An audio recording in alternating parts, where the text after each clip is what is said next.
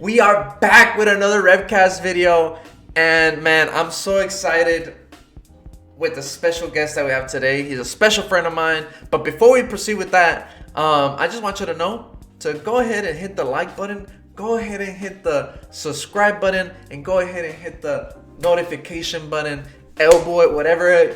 I don't know what you gotta do for you to hit that button, but go ahead and do that. And yeah, so let's go ahead and proceed with the video. So you can hear me, huh? I can hear you perfectly, loud and clear. Okay. Well, shoot, dude. Well, I was gonna tell you, dude. So you like straight away from like social media? Like you're not for like a month, right? Yeah, for a month. Pretty tough, you know. Like I was actually trying to like today. Let me just tell you. Like I woke up today, right? And the first thing that I usually do before like doing this was checking my Instagram or Facebook or Twitter. Right now, like I don't know what to do. I wake up and I'm like, what do I look?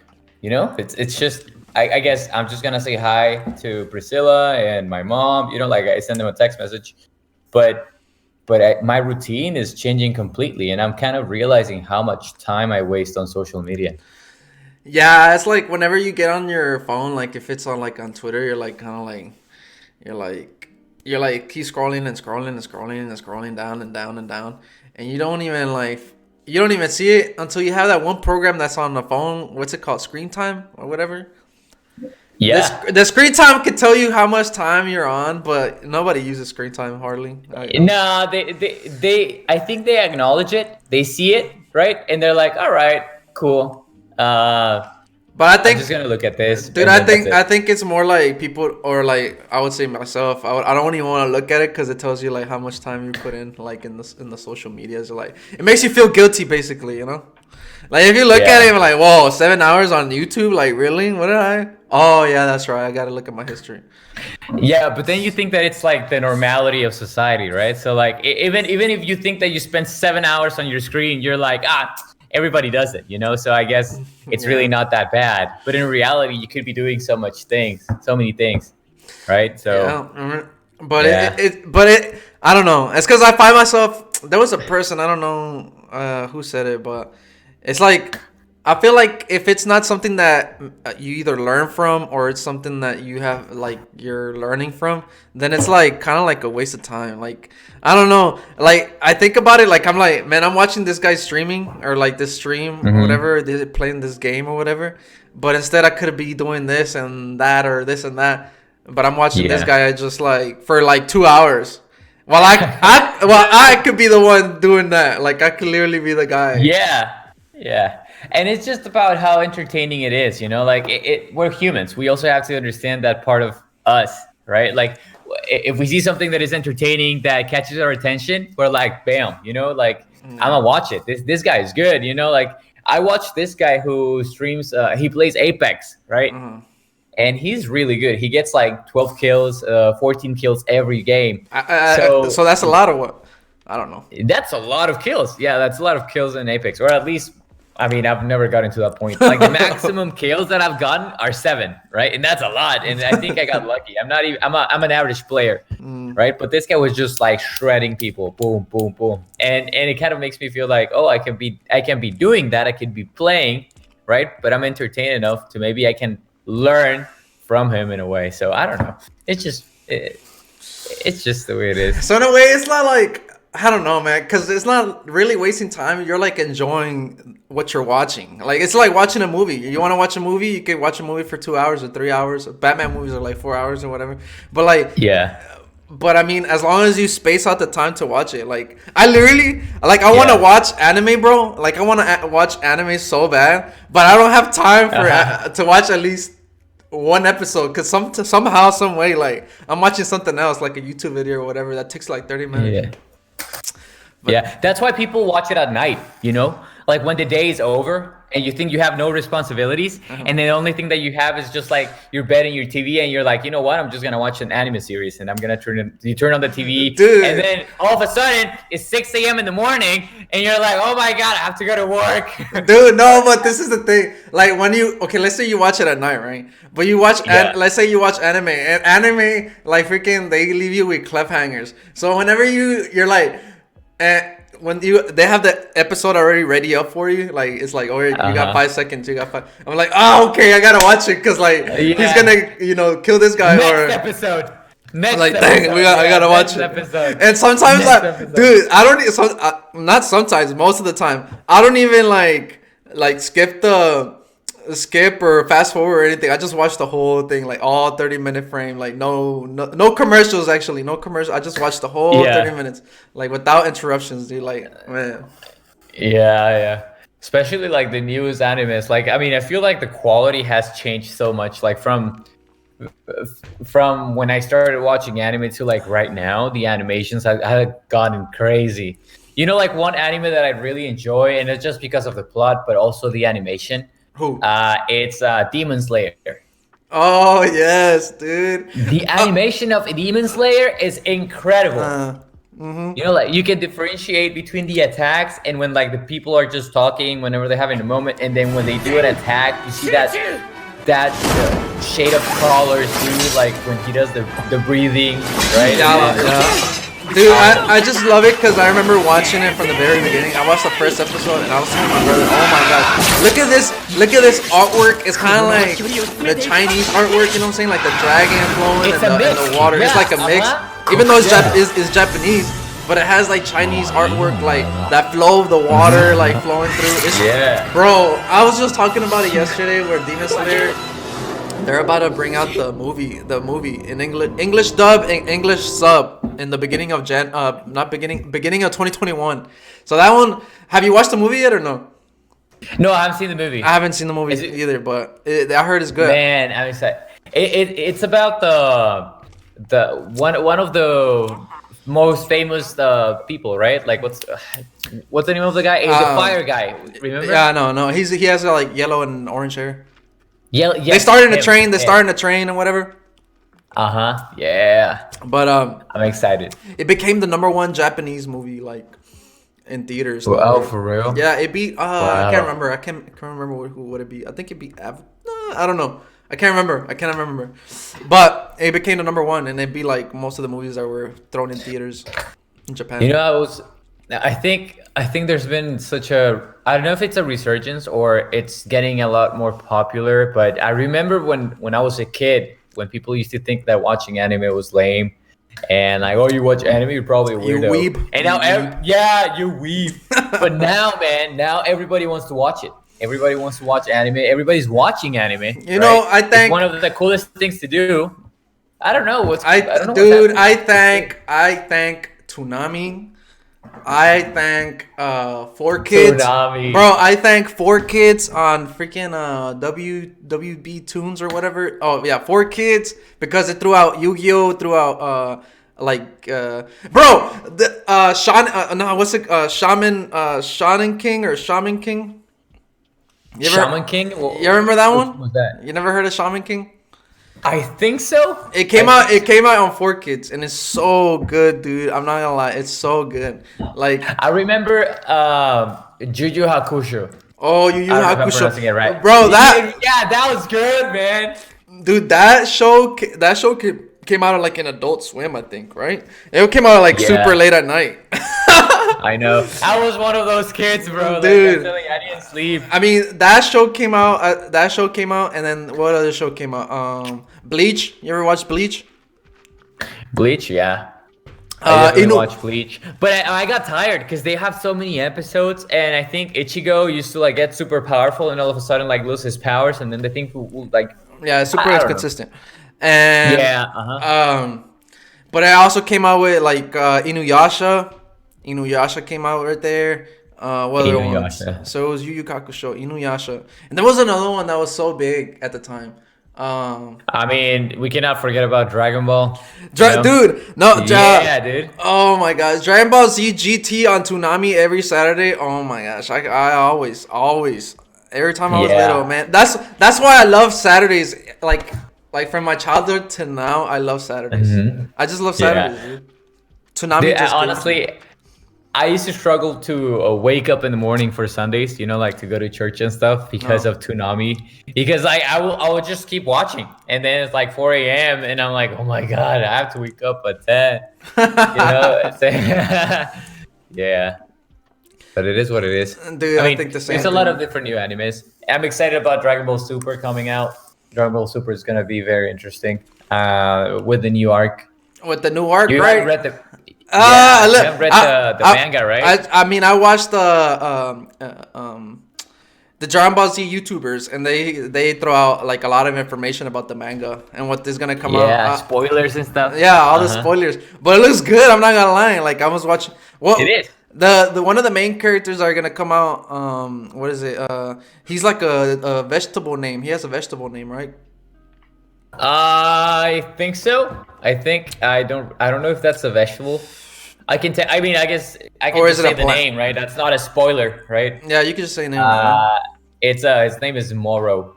Is it Moro? Nah, was it really Moro? It was some other. Yeah, that's Moro. No, it's like the newest one. I think the newest. Well, after Moro. Oh no! The newest saga just started. I guess it's with an android or something. Yeah, that one. Android 73. Yeah. But he has a name. Truffle. No, not Truffle. Truffle. Nah. I don't know. I forgot, man. Nah, bro, that's not. Yeah. But it's pretty. I think it's like in Dragon Ball Z is heading to the right direction. I really think so. Instead of like Yu-Gi-Oh, like what? Because we're gonna go from here to trading cards, but like. Yeah. Where Dragon Ball Z is going right now, it's going like high and high and high and high. Like I feel like it's like coming up. Like they have like a variety of new characters that they can bring into the Dragon Ball Z universe, and they can make them so powerful. Like hit. He was so unexpected, but he became like this guy out of nowhere that's like close to. Goku level, like close to Goku level. Like basically on Super Saiyan God, this guy can actually fight him. Like that's bizarre. Like Dragon Ball Z Dragon Ball Z is really good in making these characters like pop out, like Frieza, like Golden Frieza. Like who would have thought a Frieza could like level up to like a gold Frieza? Like I'm like, wow. But that brings me to this point. It just gets me really, really mad that they're not doing justice to Gohan. Or Vegeta, you know, like even Vegeta's always overshadowed by Goku, and Vegeta has a lot of potential. I think he needs an arc in where he beats the bad guy, right? Like where he's finally a hero. He redeems himself for always being the second guy. You're talking about Gohan. Both Vegeta and Gohan. I think they need their own arc. Even Piccolo. Piccolo's like the wisest guy, and he trains with Gohan, right?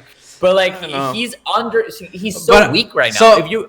So I do think like when you say they have to have their own arc, I think if Dragon Ball Z is smart, or Dragon Ball Super, or Bandai, whatever, if they're or Toei Animation, if they're smart enough to make like an arc for each character. I mean Goku, he has his own arc already. I think this whole series is his own arc. But like Vegeta. Like a Vegeta arc, like whenever he was little and he was under the king Vegeta, I think King Vegeta, dude, like that arc in itself, like could like pop out, like, cause everybody loves Vegeta, bro. I don't know why. Yeah. Why people love Vegeta so bad, but people love Vegeta. And you know what's funny? They're introducing. I mean, everybody knows about, for example, Broly, right? Broly was a character so popular that kind of overshadowed Vegeta, right? Broken, right? Like it's been breaking all the time. Every time we analyze this baby, like it's our fault. It's not his power level, right?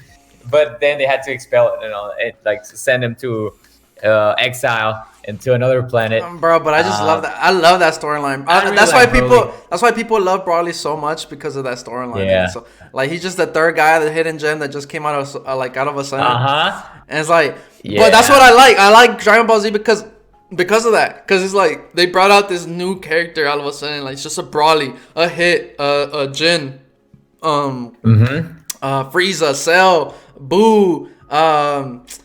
You think they're gonna bring Cell back? They're gonna bring Baby back. I think. Baby. Uh-huh. You think so? That's interesting. Because Baby's from GT.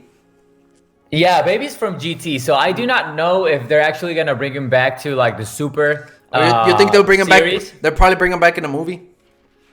Maybe. I think what they're gonna do is they're gonna bring him back on like, Heroes. Have you seen the not Dragon Ball Super but Dragon Ball Heroes? I've seen it, but it's like a toy animation type of like. It is. Yeah. But I think that's where they get all his cards.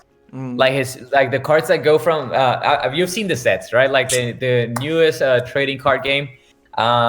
Most of the characters that you see are gathered from that. There you go. Okay, there you go. It's from that or from the video games as well. Because if you see like the ones that are canon, some characters that come out on those sets don't show up from the canon series. The ones that we know. Only from video games or even the hero series. All right. But going into trading cards, like, man, like, because of Pokemon, and I would say 100% with my heart here, because of Pokemon, the confidence. Because of Pokemon, freaking the names of Yu-Gi-Oh, Dragon Ball Z, now Digimon is coming in because of freaking Pokemon. All these other trading cards, Magic. Who would have thought Magic? But even sport cards are like getting like a huge bump because of Pokemon. Like collectors, people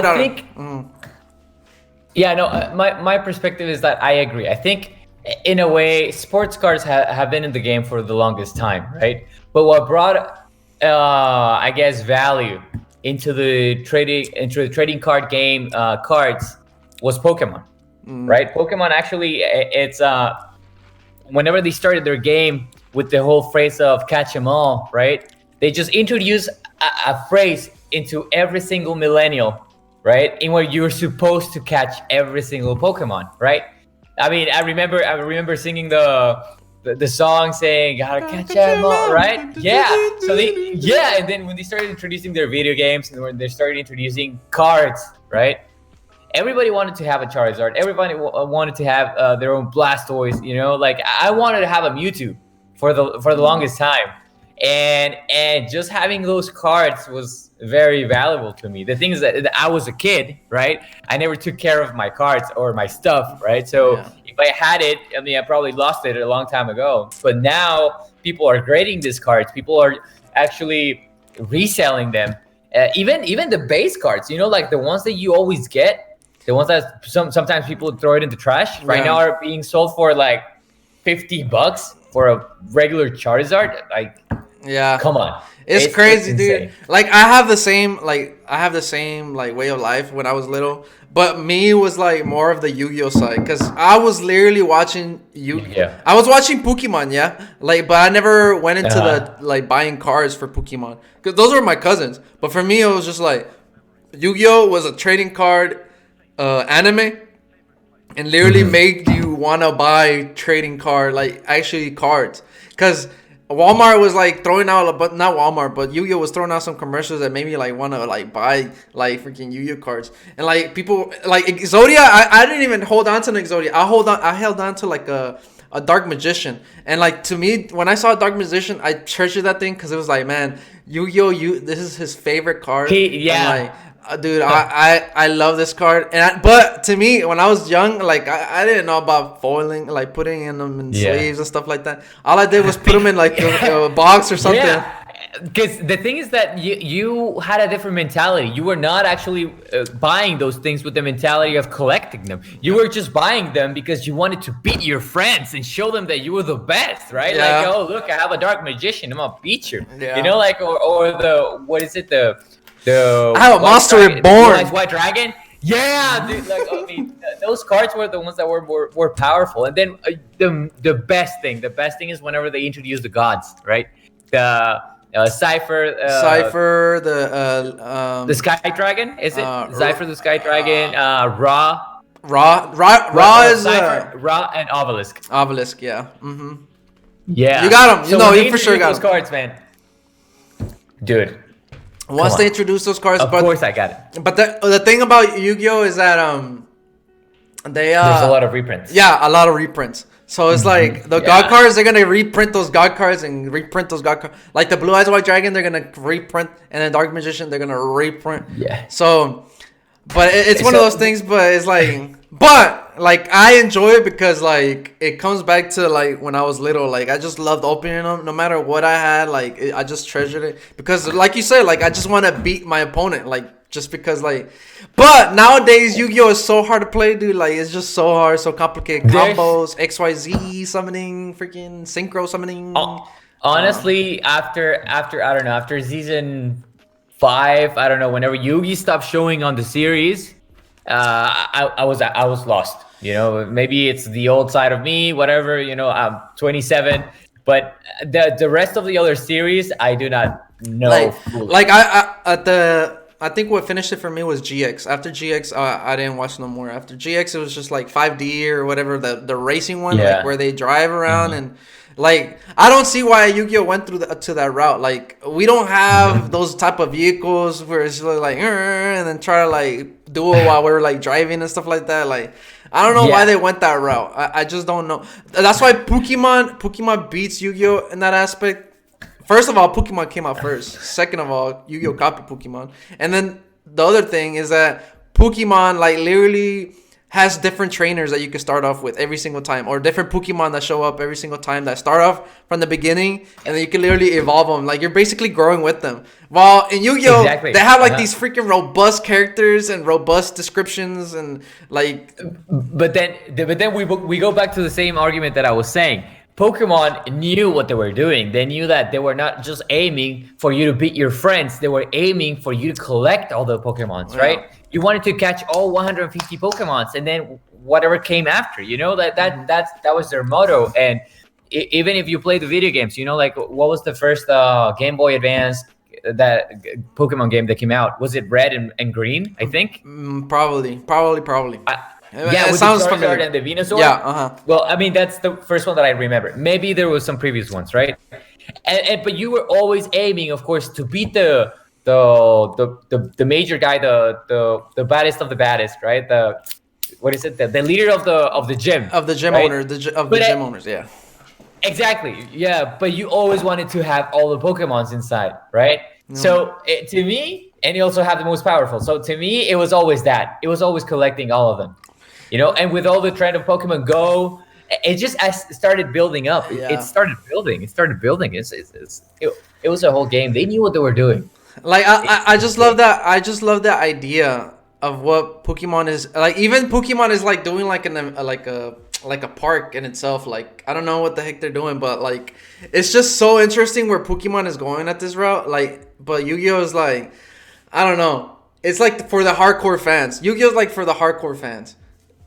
Yeah. Right now, at this very moment, it's for the hardcore fans. Like, I don't think somebody's gonna be like, "Yo, I want this Yu-Gi-Oh card real quick." Like, no, it's like in Pokemon is like they know what they're doing. Like in trading cards, it's like, oh, Rainbow Charizard or whatever, or Rainbow Shiny Charizard or Rainbow Pikachu and whatever. Like they know what they're doing with their trading cards. They know what they're doing with their video games, and they know what they're doing with their anime series. Like instead of Yu-Gi-Oh, but Yu-Gi-Oh is like I don't think they're done with their anime, but it's like they kind of chopped it up. I don't think they're done with their anime, but I think they're actually going and moving in the route that Pokemon started. So I don't know if you've seen, but lately, since people have been just collecting, right, because they see that there's value in certain cards, Konami recently came out with a new set for Yu-Gi-Oh that is called Maximum Gold, and you showed it to me. And just looking at those cards, it just shows that there's so much potential of an overvalued card inside of that set, because the set is beautiful. You have the original art one. You have the original art of the Blue Eyes White Dragon, of the Dark Magician, even the Red Eyes Black Dragon. I think that's the name of it. So imagine, and it comes in a gold frame, right? So imagine in 10 years from now, right? Like you see all those fans from Yu-Gi-Oh! And they're like, oh my God, you got this card in perfect condition. What if it's like, imagine if you have it graded? Nah, dude, like you made it. Like that's probably gonna be, my belief is that this is gonna go like Pokemon. Like the next hype is gonna be Yu-Gi-Oh. The next hype is gonna be Yu-Gi-Oh. Like you will see first edition cards are gonna be sold for a lot of money. Also, anything that has first edition, anything that has the original art and the original characters, anything that has Yugi, Kaiba, Joey, I think that it's gonna blow. But I mean, who knows? I cannot predict the future. I don't know the market, but we'll see what happens. I do think it will blow until Yu-Gi-Oh comes out with like a rebooted anime, like what Digimon did. You know what I'm saying? Like if they or Pokemon. You know what I'm saying? Pokemon, yeah. Or like Pokemon did the same thing and put a show on Netflix. I think it's called Pokemon something. I can't remember. But they brought out like they rebooted the series or something like that. And Digimon is doing the same thing, basically doing the same scenes, but like the different animation, and it just it looks so great. Digimon, if you've seen the anime, there's some clips that I've seen from anime, from the Digimon anime, that is so good, so crisp, it's so clean, that makes people, actually they make people in Japan like really buy these cards. Like people here in the United States are so hyped for Digimon. It's so crazy because it's like it brings out their memorabilia. Like it's just like it brings out their memories. Like whenever I was a kid, I was watching Digimon when I was in the early 2000s. Yeah, I used to watch that. I used to watch Digimon all the time. My favorite Digimon was War Greymon. War Greymon was my favorite, man. That was such a, like whenever he like basically did like a Henki Dama and like the enemy, like that. I know that was amazing. The mega evolutions were incredible. That's why Digimon is so hype right now. That's why there's a big hype because of that. And their boxes are so expensive right now because people know they're like, sold out. Yeah, they're sold out. Yeah, first day that came out. Yeah, I couldn't get them. I couldn't get one. It's crazy. It's crazy, and it's also happening with Dragon Ball. With Dragon Ball trading cards. Yeah, you know the what is it? The Tournament of Power. The boxing Tournament of Power. Right now it's like $5,000 for the box, I think, or $10,000 for You're that right. box. Never mind. Yeah. 500. No, $500 for a pack. I think $150 for a pack. I think it was. Yeah, something like that. Yeah, just for a pack of 7 cards or whatever, how many cards there's in a pack. But Tournament of Power, oh my gosh, dude! Like when I saw too that, expensive. I was like, man, I want to buy some Dragon Ball Z cards. And like, what's the most expensive card? Like, and I'm like, oh shoot, and let me see if I can get the box. And the box is like destroys my ideas of how much a box should cost. And it also happens with sports cards, you know, like sports cards are also blowing in price. Like it's just with basketball. It started with I think it started with basketball. I'm not. I think I think it was baseball. I think it broke out with baseball. Yeah, but I'm talking about prices. You think baseball is more expensive than basketball? Yeah, dude. Yeah, okay.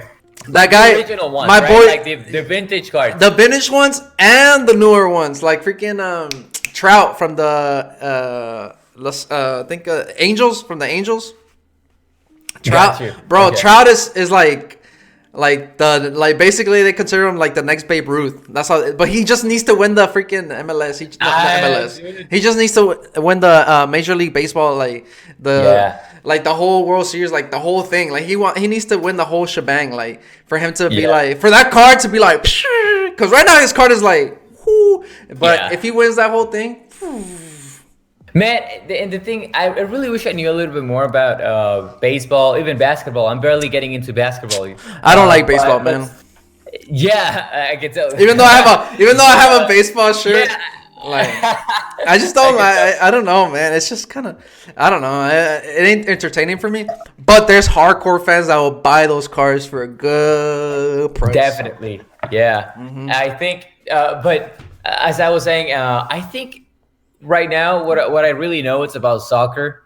What I know is that there's a lot of potential in those cards, and mostly because it's a sport that it's played everywhere in the world, you know. And I think eventually it's gonna get popular here in the US, in where people are gonna be trading those cards for prices way higher than basketball. Maybe not, who knows? But I believe it. You know, and not just because in the US it's gonna be really popular, but it's just popular everywhere in the world.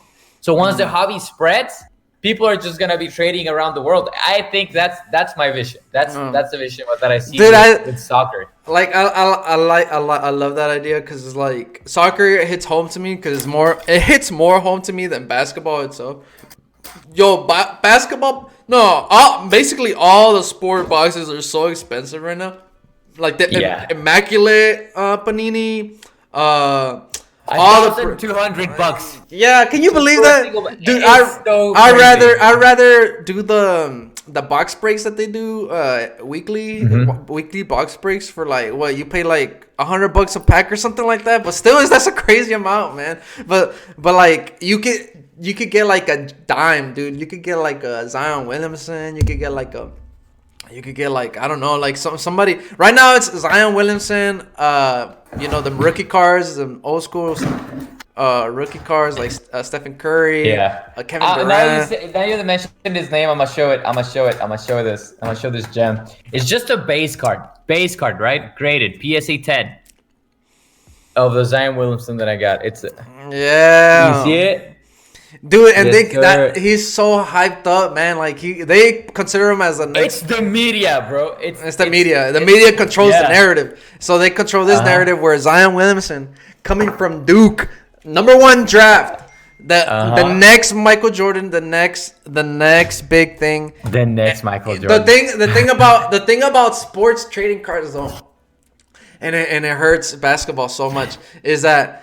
Injuries are out there. Like injuries are out there. Yeah. And out there in the plane. In soccer. Dude. In football, Burrow from the Bengals, the quarterback from the Bengals, Joe Burrow. This guy was so hyped up. He came from LSU, winning the championship or whatever. He comes here with the Bengals. He does so good, and boom, he breaks his ACL, and that car went. Yeah. That's something that it's really sad, but it also comes to show that at the end of the day, you don't know what's gonna happen. Like for example, in soccer, there's a lot of rookies, and everybody's just buying rookies. And if you look at the cards right now, they're extremely overpriced from my perspective, right? Like you don't really know if these people are gonna be good, if they're not, but basically you're betting on their performance. But something that I can tell is that there's actually some rookies that you can definitely tell that they're amazing. Like they're beasts. Like right now, there's this guy, Aaron Haaland. Haaland is one of them from Borussia Dortmund. Yeah. Yeah, his card is incredibly expensive at the moment. So expensive. From sets of Topps Chrome Sapphire Edition. Man, his card is just going higher than the 200. Like just the card itself, raw, it's going higher than $200. I think it's right now at 400. I think, but it's just going crazy. I know. But if you think about it, a Charizard will never get injured. Goku will never get injured. Like they're always gonna be there. Hey, dude. So I feel like there's a safe bet on just trading Pokemon and Dragon Ball and Digimon. Dragon Ball is like, Dragon Ball. These characters never die, bro. Like Goku should have died like 5 to 6 times already. Yeah, they just get revived and then like come back. My dude is never gonna die, dude. Probably from old age, from like 20, 30, 60 years from now, but like not right now. I'm with you, and that's what I'm saying. But that's the thing. And then imagine having cards that are vintage and they're from a legend, right? So going back to sports cards, for example, when Maradona died, if you had a Maradona card, man, they started going up in price just because of his death and because he basically became a legend. So what you're saying that everybody should get like a Pelé card? Definitely. A Pelé, you should probably stock up on them. Yeah. A Pelé card. Do it. Any legend, I think there's a safe bet if you start getting legends. Van Persie. What do you think about Van Persie? Yeah. Van Persie. Yeah, if you can get your hands on a rookie from Van Persie, Rooney, not Rooney. Thierry Henry. Perry Henry for sure. Yeah. He was a beast. Yeah, he was a beast, bro. France always has incredible players. But you gotta bring in the Brazilians on there. Like you gotta put in that Ronaldinho, Ronaldo, Kaká. Yeah, I don't know about Kaká. Yeah, Kaká. I do not know. He was a great at his time for 2 years, and then after that, Yeah. Did he get injured? I don't know what I happened. don't know. I think all of a sudden he disappeared. I don't know. I just know he became a Christian. That's at the end. Oh, okay. Gotcha. Or he was Yeah, already probably Christian. yeah, he had different like another plan or purpose in his life. But anyways, I mean, any legend that you see, any legend that you can get your hands on as a soccer card, incredible. If it's graded already, I mean, at least you don't get the hustle of like packing it and sending it for grading and all that. So I think yeah, man, like go for legends. Legends in soccer are gonna Are we gonna explode pop eventually. out? Are you gonna pop out? Yeah. This is the thing about that. Like, not anybody could buy these boxes, or not anybody could have the budget to buy a card such as in that like some of these cards right now probably cost like $200-$300 or whatever. But some of these people don't have that budget. That's why people, I would say, such as myself, will consider just buying like a box, and then just like a miracle happens, and like. No, when I talk about a box, I'm talking about like Pokemon or like a Yu-Gi-Oh box or like these boxes that only cost like $70, $80 because you probably pull out a gem. But if it's like a basketball box, like an immaculate box, dude, that box costs like $2,000. Man, you think I'm gonna like, Yeah. I mean, like, it's even more profitable if you just hold the box. if you You just know, like, hold you the don't- box. Yes. Yeah. So, for example, the top sapphire, the top chrome sapphire edition, that the box itself, when it came out, I think it was $300, $350, and me and my friends, we bought two for $400. Now every single card is worth $1,200, just the box, because there's a lot of rookies that come out in there, Ansu Fati, Haaland, and then the quality of the card. It's so good that it almost, I mean, I'm not going to say it guarantees you a 10, but there's a big chance that you can get a 10 on a grading set. So, dude, it's crazy. And No. you know, this game is not regulated. Yeah, it's so funny to think, because when people invest in stocks, when you go and invest in a stock, you think, okay, this company is going to go up probably in the next year for... it's going to increase in price for 500%, 600%, right? You get those percentage changes in less than 2 months with cards. And like the margin are so crazy. You can even triple your investment on a card in less than a month. Yeah, it's way quicker than stocks. That's for sure. Like stocks are just so slow, quicker. super slow, man. I was into stocks, and it was so slow for me. I mean, you could put it like for your fidelity or whatever, but not for like your extra money. You know what I'm saying? Like I just don't see it, man. It's just so slow. That's why it's so fun to do trading cards, because you get this gem and then you see the prices going up, and it's like, yo, man, I got this thing right here that's gonna make me like a good amount of money.